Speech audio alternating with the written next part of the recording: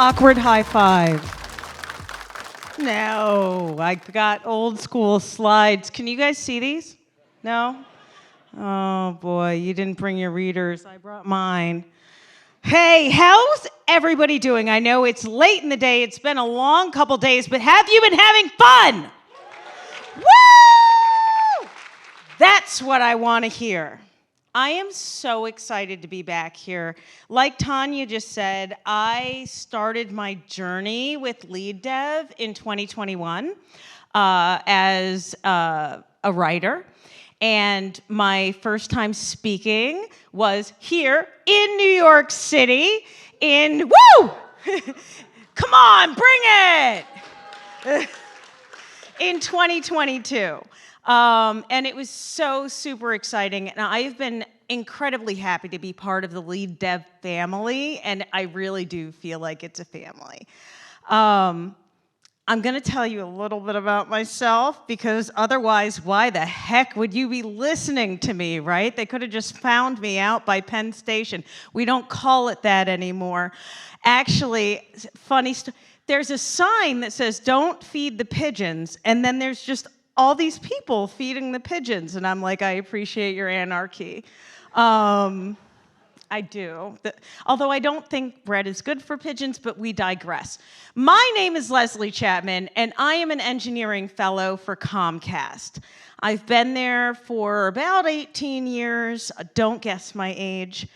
And I have worked on some of the most amazing interactive television experiences. That's what I have to say. No, they are some of the most amazing interactive television experiences, including X1, which I'm really proud of. And when I grew up, I always wanted to be on a big stage like this. And I realized I could only do that through software engineering. And I did win 2 Emmys, 1 technical, 1 primetime for the work that I have done on television. One of them was for the voice remote, and the other was for how we built a new and interactive UI. Very excited about that. I am not an artist. Other people drew it. I just made the pixels work on the screen. It's still magic to them. That's why I get the big bucks. But other than that, what do I do? What do I do? I don't know. I do fellowy things. And this is like the only crowd where I feel like people understand what that means. I usually have to go, I'm a fellow. Does anybody know what that means? So does anybody know what it means to be a fellow? Are you guys serious? You guys just screwed up my whole talk. Shoot. Okay, does anybody know what it means to be a distinguished engineer? All right, I see yay! Okay, principal. All right, staff. Okay, aspiring to any of the above. Geez, come on. I know it's late in the day and it's been a couple long days, but I think I can help bust this myth for all of us. I think the last couple days have actually been a little bit about that, about what it means to be a senior individual contributor. So I'm a fellow, like I said. I'm not going to get all into this, but it's different in every corporation. Where I work at Comcast, it's kind of equivalent to a vice president. And it means you have a lot of influence, but you don't have people reporting to you. And it can be a really hard road to travel. But I think everybody here in this room that decided to spend the last 2 days of their lives maybe away from their family, maybe away from their cats. Okay, now I have to ask, how many people have cats? Woo! You're welcome, sound engineer. We did it because we care about our careers, and we were particularly passionate about the career of being a software engineer and maybe not being a people leader. So the rest of the 24 minutes or so I'm going to talk at you, only if you stay interested, I promise I'll let you go if you don't, is an ode to you for being here and for choosing this path. I've had a really good time. I mean, I'm here. I've got the Emmys. The first thing I want to salute you all for is for being brave. Honestly, like, I don't know how many times people have told you that, but you're all really brave for doing this career. You were brave for looking into it, whether you did it in college or as a boot camp, and you are brave for leaving your cats and leaving your house and coming here today and meeting new people in the furtherance of your career. So salute yourselves, applaud yourselves for being brave. Thank you. One of the things that I've always thought is a tipping point in the career of a software engineer, and especially a senior individual contributor, is the inevitable talk, and I'm going to need, if you haven't noticed, I'm going to need audience participation, is the inevitable talk when you get to a certain point and a manager sits you down and says, okay, so your next step is you're a manager now. How many people have had that talk? Yep.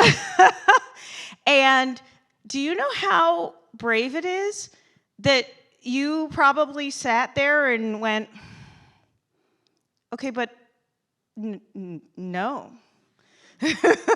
There's actually another path through these corporate woods or startup woods, and it's less trodden, and it looks a little dark and leery, but I played a lot of video games, so I know how to do this, and I want to take that path. That takes so much bravery to do that. And I don't think we give ourselves enough credit for the bravery that that took. We don't have a lot of role models without these wonderful events like StaffPlus. I did not get paid to say that. Honestly, no, it really is true. Like, when I first started this path, I had nobody to look at that was doing it, and especially nobody that looked like me. But I just knew it's what I wanted. I was passionate. So thank you for being brave. And I'm sorry, I do have notes, because I get choked up too. I'm only human. We continue to be brave when we have ideas and we get challenged. And I think we all might have gotten some new ideas over the past 2 days that we might want to take back, and, well, that's not how we usually do it. Isn't that the worst thing to hear? Well, that's not how we do it. I feel like that's the life of a StaffPlus engineer, is to change how we do things, maybe a little bit, maybe a lot. But we are brave in those moments as well. When we challenge the status quo, when we dig down deep and we know it's not going to be a popular opinion, but we say, you know, maybe, hey, hi, maybe we do this instead. So you are all brave, and I'm in awe. I'm in awe of how confident and brave each and every one of you are, and I hope you are too. You know what I forgot to mention, because we all make mistakes? This entire talk is so that none of you have any imposter syndrome when you go home, by the way. That's all I want. That's all I want whenever you take your Uber or your taxi or your Lyft or your train or your flight, or I don't know if you're walking, if you're taking a carrier pigeon, I don't know. I just want it to be gone, at least maybe for 10 minutes, because we all do have it. Let's let it go. I want to tell you the next thing that you all are. You're all generous. Every single person here. The reason why you're here is because you don't hoard your information. You share it with other people. That's exactly, again, what events like these are about. Not making sure that you have something more than somebody else so that you can hold it over their head. You guys are all mentors. How many people here have mentored somebody? Every single hand. Yes. Yes, yes, yes. That's what it means to be StaffPlus. To give back and to actually, the way I put it, I know this is like really egocentric, I make little Leslies. They're not as fashionable as me. No, but seriously, and I'll share with you that I actually got this advice from a mentor of mine once when I really just was kind of like mid-career, I don't know how to describe it, but I just wanted to keep writing the code and keep writing the code, and I was really good at it, and I could do it really fast, and I thought I could do it better than anybody else. And he was like, you are taking away from other people because you're not teaching them. And it took a bit for that to set in for me. And I think it takes a bit for it to set in for all of us, because that's what got us to where we were, right? Got us here in the first place, was being so amazing, kind of sitting in our basement like, I'm going to fix this. But to open up your heart and have the generosity to give that joy that you felt when you could fix that bug that nobody else could fix, when you could architect that system that nobody else could architect, when you can give that joy to somebody else, that is so much generosity, and everybody here has that in their hearts. You are brave. You are generous. I want to know how many people here still get a Slack. How many people can't live without Slack, by the way? I don't know what I did without it. You just get a Slack. You have a million things that you need to do. I still organize my things on paper. I am a sticky note crazy person, so I have sticky notes on my laptop that are how I get through my day. And it's so refreshing to peel them off when they're done. I know it's bad for the environment. I apologize. I recycle them. But you have your whole day, and then maybe it's a mentee of yours. Maybe it's somebody that like you've met once or twice, or somebody you've never met in the organization at all that's like, hey, I need a little bit of help with something. What do you need? I will help you. Right? How good does that feel to just know that you can help someone? And you drop everything and you do it. That's generosity. Not a lot of people have that quality, and you should all be proud. Now here's something we can all agree. You were all bold, you were all brave, you were all confident, you were all generous. Did you know you're all outspoken?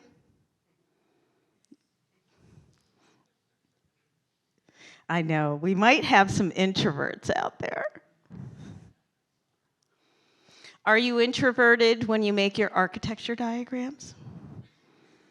I didn't think so.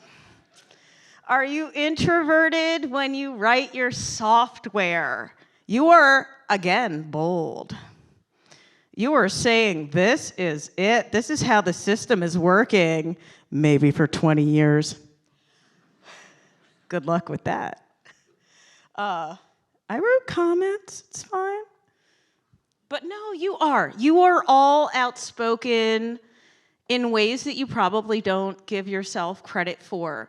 When you explain really technical topics to somebody that like has no idea what the heck you're talking about, and you see that light bulb go out, when you see that light bulb go, is it on or off? On. And all of a sudden it's like, oh yeah, we should build that. Here's $1 million. But you are outspoken in your own small ways, big ways. You choose the right words, the right amount of words, the most impactful words. I'm going to tell you a little story now. I feel like I haven't told you any stories about me or my husband or my cat. I'm going to tell you a story about microservices. Yay. So, I found myself at dinner one night trying to explain to my husband is a bartender. So he is not technical, although I do put him in charge of like signing us into Netflix because I'm just over it sometimes. But I was trying to explain to him why a microservice that I had like owned was going away. And I said to him, well, you know, imagine you have a grocery store and it's selling eggs and sugar and flour, and everybody's trying to make their own cookies, and they're like, these cookies suck, these don't even taste good. What is this? Is this sugar? Is this salt? I don't know. And the customers are like, there's no consistency in the cookies. So I build a little store in between, and I'm like, I'm just gonna get the sugar, and I'm gonna get the flour, and I'm gonna get you guys know what microservices are, so I'm gonna speed this up. But I try to explain, like, so this is what my thing did. It just like made it super consistent that we made the cookies the same way every time, and customers were like, yay, we rejoice, the cookies are the same. But then the evil grocery store said, we're just gonna make the cookies. And I was like, but what about my microservice? And I said to my husband, what do I do now? And he said, well, I'd just buy them from the grocery store. Darn it. He's right. But that is the kind of thing that we can do, is explain really technical topics to non-technical people like my husband, who agreed that my microservice had no use anymore. It's okay.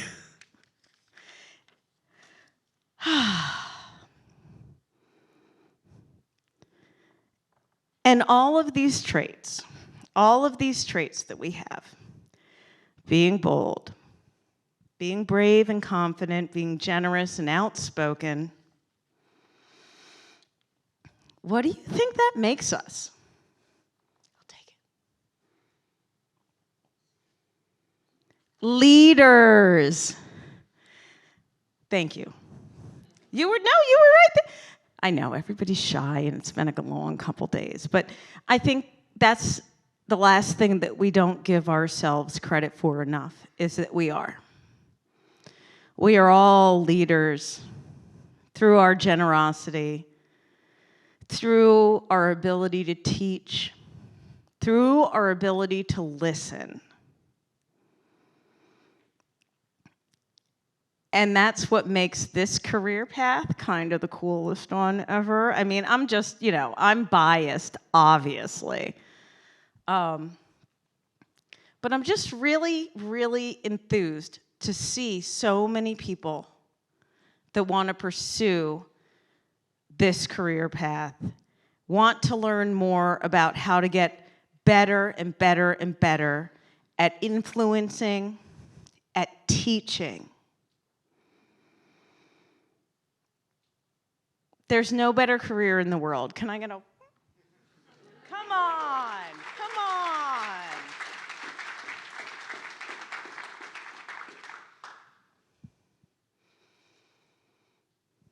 All right, now I have to admit, I'm like getting choked up. So, because it does. It makes me very happy to be here and to talk to all of you. And so the next thing I'm going to talk about is a challenge for the future. Things are changing, like super rapidly, right? I'm sure you're all super tired of hearing about Gen AI. But we can't stop talking about it, right? Like, it's not going away. So when we think about being teachers and we think about being thought leaders and we think about our generosity, we owe it to the next folks to do our research and to teach them properly. I've written, a few articles in the past about the pitfalls of not enough diversity. I'm a black woman, so if you haven't noticed, it's okay. But we all owe it to recognize that this is happening, to teach ourselves, and to be those beautiful people that we already are, that teach the next people to be beautiful. Because it's not the machines that are in charge yet, it's still us. It is 1,000% us right now, figuring out how we teach our grandkids to interact with these things, how we teach our grandkids to teach these things, how I teach my cats to teach these things. No, seriously. I will leave you all with a thought experiment. And this is what Tanya alluded to earlier, which was that, has anybody heard of like Elihu? Google it. It's a robot that keeps you company, basically. There's a lot of them out there on the market by different names. And so the thought experiment, my husband and I like to do this while we watch Jeopardy in between in the commercials. And I said, could there be a robot that could keep my cat company?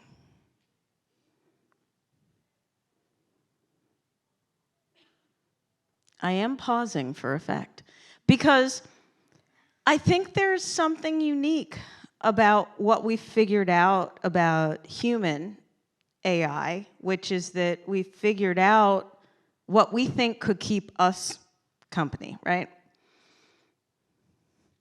I don't think there's anything we've built that would actually entertain my cat for 2 seconds. There's something there. Let's think bigger. It's the people in this room that can do it. What's going to keep a dolphin company? Like, honestly, are any of these things even waterproof? I'm just saying. All right.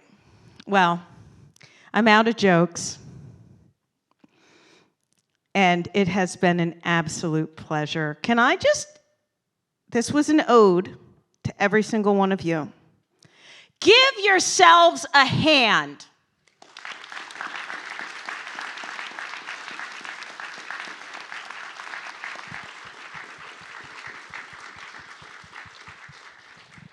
And come back next year, and the year after, and the year after, okay? Keep contributing. If you didn't attend how to contribute to Lead Dev, I want to hear all of your stories. I just don't have time tonight, okay? Thank you all so much.